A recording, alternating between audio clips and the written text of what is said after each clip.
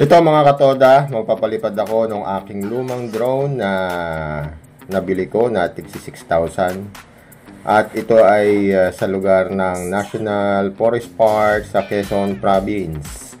At kita nyo, wala siyang gimbal. Pagka gumagalaw ang drone at kinokontrol mo, ayan na nangyayari. So, kaya napilitan tayo na bumili ng DJI Neo. At siya ay mayroong gimbal at meron siyang sariling utak. Ayun. Naka-AI na din siya. AI nga ba yun? Automatic Intelligent. Yung AI. Hindi ko alam kung ano yun. So, yun. Kaya napilitan tayong bumili dahil ayan, walang manunood sa atin sa ating magiging aerial vlog. Kasi ganyan na nangyayari. Malikot. Kasama yung ano niya. Kasama yung camera niya paggalaw. So, nasira pa yung aking ano niyan, yung adjuster ng taas-baba ng camera. Hindi ko magalaw dahil dun sa mga ginawang pagbagsak-bagsak niyan. Nawala yung parang granahe yata sa loob. Hindi na makontrol. Kaya yan ang mga kuha. Ito yung kung tawagin ay bitukang manok sa Quezon Province. Yung Emmy, lumang sigsag doon. Malapit sa, Atimonan, Quezon. Yan ang kuha ko noon. At yan ay umuwi ako ng Gumaka, Quezon.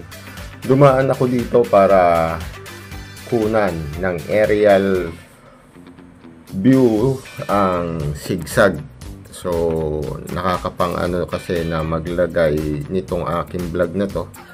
Na ito yung aking ilalagay. Pero napilitan na rin ako para maikumpara ko dun sa aking DJI Neo. Ayan.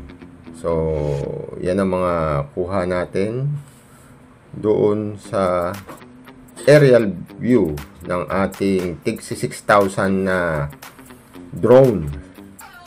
Medyo magalaw. At para siyang lasing. Wala siyang gimbal. Kaya, ayun. Sana ay hindi ganyan yung pagkuha ng aking bagong drone. At uulitin natin itong pagkuha na to. Although, ayos na rin naman yung camera. At ayan medyo malinaw-linaw na rin naman siya. Kaya lang, hindi siya stable. At magalaw yung kanyang kuha. Kaya itong aking drone na to na tig 6,000 na kulay itim ay talagang para lang sa mga beginner, para lang mapaandar. Thank you. Mga katoda, ito naman yung kuha sa Aurora Tidal Pool.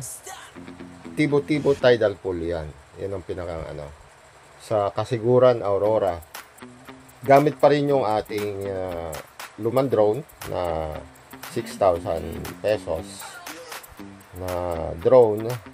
Yan ang kuha niya sa aerial footage natin. Andyan. So, yung mga malapit sa bato na yun, yun yung mga kasamahan ko na mga riders ng Domina Riders Club. Shout out! Ayan, yan sila. At hindi natin may kuha na maganda.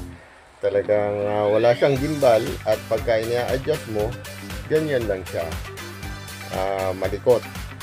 Hindi siya stable at mananawa ang mga manonood sa mga vlog natin. Ayun.